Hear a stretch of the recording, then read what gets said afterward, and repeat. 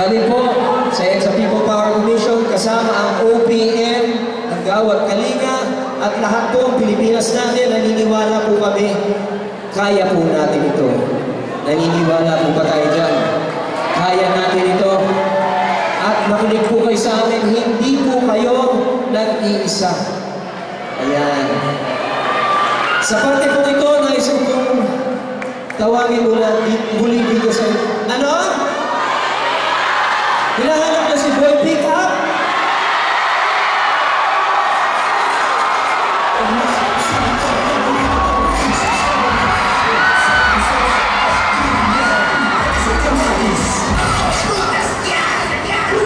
Ganito mga minamahal nating taga-iligan.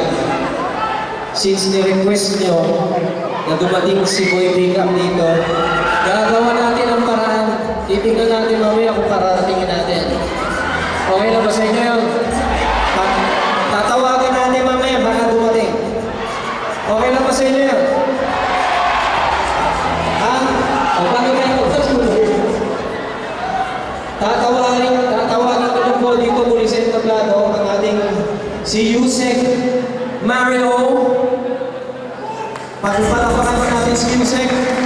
Meron lang siya po mahalagang mensahe para sa inyong lahat. Ayan, hindi pa ito end ng program, huwag kayong mag-alala.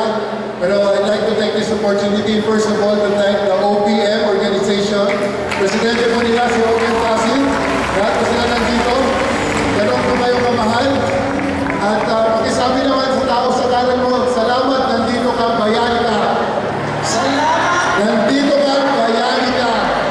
Doon sa kaliwa mo, sabihin mo, salamat, hindi tayo magkamuka.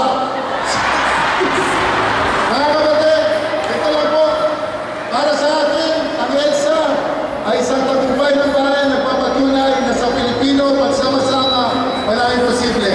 Tayo nga